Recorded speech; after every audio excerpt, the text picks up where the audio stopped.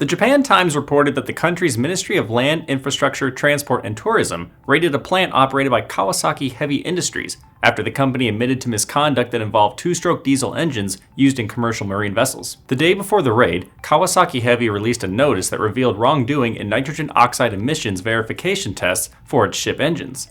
The notice stemmed from an internal investigation that found data had been altered for 673 two-stroke diesel engines manufactured from 2000 onward. Kawasaki Heavy's investigation determined that the company had manipulated testing equipment to alter shop trial fuel consumption rates.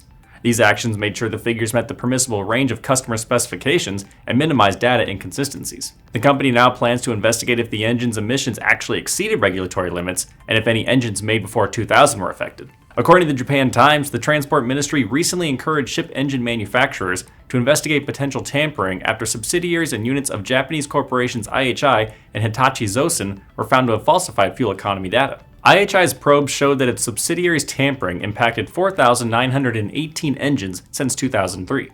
The company also identified 1,913 engines from 1974 and 2002 with altered data. In response to the issue, Kawasaki Heavy announced the establishment of the Special Compliance Promotion Committee, which will investigate the situation and analyze the cause. The committee will also look into a Kawasaki Heavy tax investigation that disclosed fraudulent transactions within the company.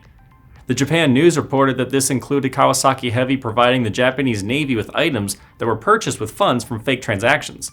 These items reportedly included beer coupons, game consoles, household goods, and repair tools. I'm Nolan Beilstein. This is Manufacturing Now.